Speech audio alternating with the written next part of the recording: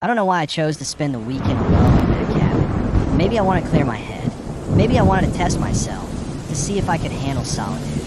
I've never been the type to enjoy being alone, but something about the idea of being away from everything, no people, no internet, no distractions, felt like exactly what I needed. The cabin was deep in the Amazon jungle, miles from the main village. I had rented it from a local man who barely spoke a word to me. Just handed me the keys and pointed toward a narrow dirt path that disappeared into the trees. The journey there was exhausting. I had to take a small boat up the river, then hike for hours through dense vegetation, my boots sinking into the damp, dark earth with every step. The humidity was suffocating, the air thick with the scent of wet leaves and decay. The sounds of the jungle were constant, birds shrieking, insects buzzing, the rustling of unseen creatures moving through the undergrowth would be why the time I arrived.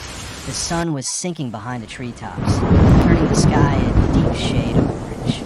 The cabin stood alone in a small clearing, its wooden frame weathered in dark age. The jungle pressed in on all sides, thick and impenetrable. There were no roads, no signs of other people.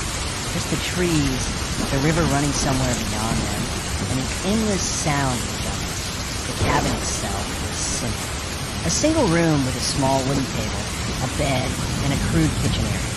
There was no electricity, only a few old oil lamps and a rusting gas stove. The air inside was thick, heavy with the smell of damp.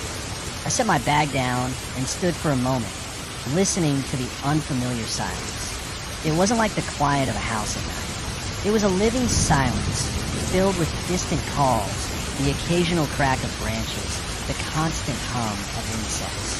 I stepped outside to get some air, but the jungle felt closer than before. The trees loomed over the clearing, their tangled branches forming the dense canopy that blocked most of the fading light. I couldn't shake the feeling of being watched, though I knew it was ridiculous. I was alone. The only people anywhere near here were miles away, back in the village. That first night was restless. The bed was hard, sheet-thin. Every noise made me snap awake. The rustling outside, the distant hoots of night creatures, the occasional splash of water from somewhere beyond the trees. I knew the river wasn't far, but it sounded closer in the darkness, as if it had crept toward the cabin while I wasn't looking. Then, sometime past midnight, I heard something different, that a noise that didn't belong, that he wasn't in. It wasn't the wind. It was slow, deliberate. Footsteps that I lay completely still, my breath shouting.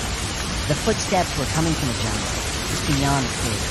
They were careful, as if whoever, or whatever, was making them was trying to move. My heart pounded so hard I couldn't breathe. I reached for my flashlight and didn't turn on.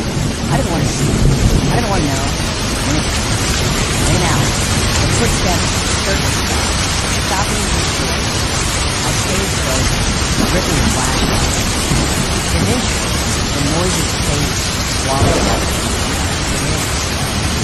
Morning came slow and heavy, the air thick. I stepped outside, feeling the weight of exhaustion settle.